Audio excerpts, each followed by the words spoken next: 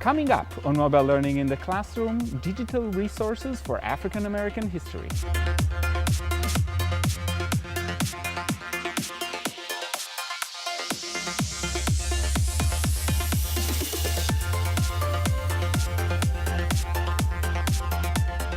Hi, my name is Trainin, and this is Mobile Learning in the Classroom from TechEdge, and today I want to talk about digital resources for African American history.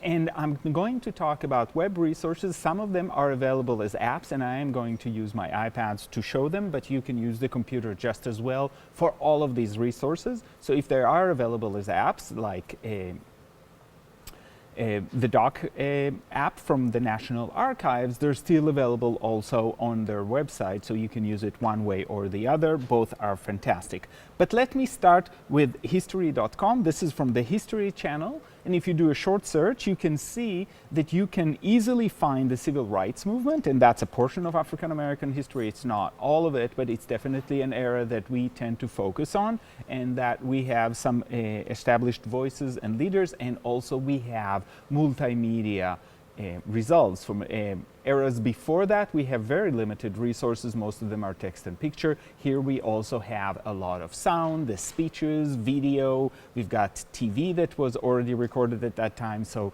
the resources tend to be a lot richer. And you can see that there's an article. This is an article talking about new things that to learn about the March on Washington. But again, working with kids, sometimes we need the basic things before we move to advanced things. But you can also see that we can switch over and find videos, pictures, speeches. So these are some of the videos that are available.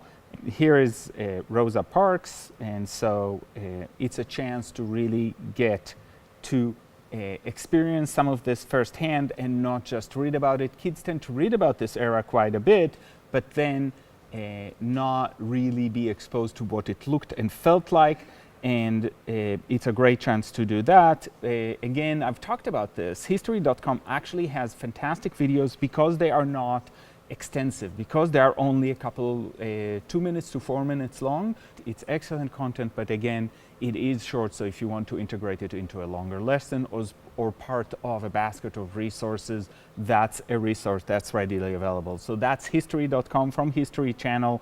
And what I love about this is History Channel has great content, but it's actually hard for us as classroom teachers to find it at the time we want or to record the show. Here it's all available. It's online or on their app, and you can find it there. The second resource that I want to talk about is a resource I've talked about before, and that's HistoryPin. HistoryPin allowed different organizations and individuals to put photos and information online on a map-based interface, so you can see where things happened, and you can see photos or other artifacts from that time and place. This is the Martin Luther King assassination, and these are the days just before. This is where the photos were taken, right at the same location, and this is a visit with President George Bush, obviously later, as a tribute. So what you can see is this is a way to navigate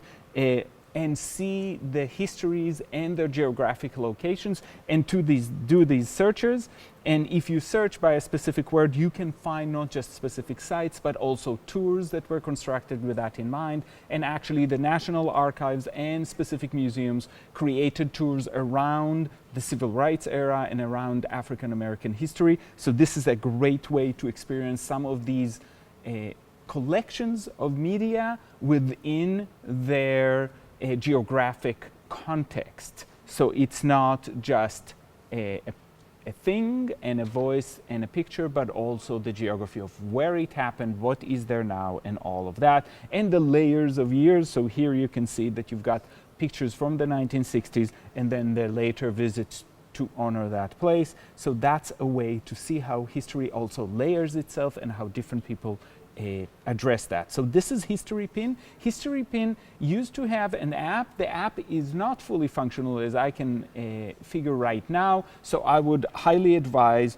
to use the actual website to do that, and you can see the collections right here, and it has the collections and also where it is, and then it has some information about it, and it can show it in modern days, this is what there is now, and this is the original photo from then. So you can actually see the intersection of past and present, which is always fun to do. So this is History Pin. This app is from the National Archives. It's called Docsteach. I've presented it before. I did a short search on African American history, and it's organized by era. So this is the post-war era, and what they have are specific activities around documents that are found in the National Archives, but were developed into fully fleshed historical exercises. And you can see, for example, there's an activity around what happened in Selma, Alabama. And so when you press on that activity, you get the questions and access to the documents that you need to actually perform that investigation. The advantage here for us as teachers is this is already served, and students are not randomly searching, but they're actually looking at original documents and doing original documents analysis, thinking like a historian, and that's really important. And you can see that there is an introduction, then there are pictures, artifacts, and then you can actually see the photographs that were shot at that place, and then there are questions and inquiries that can be done with this, and those can be done on the devices and be emailed, or they can be done off the devices just on a piece of paper. You can do it one way or the other, but again, you can explore these artifacts in detail and really get a sense of what happened that day and how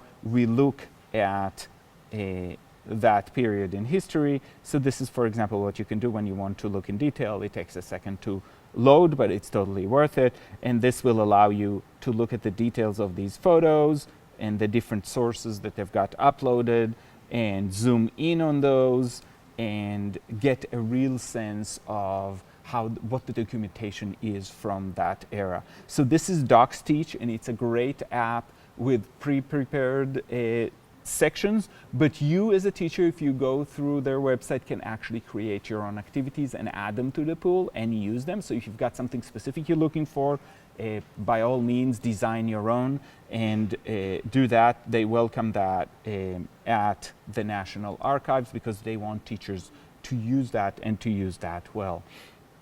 The last resource that I want to show today is a resource that is available online, and this is from the National Museum of African American History and Culture, and it has a wonderful collection around different things around African American history and culture. Obviously, the museum just opened, and actually tickets were very hard to get in the first few months.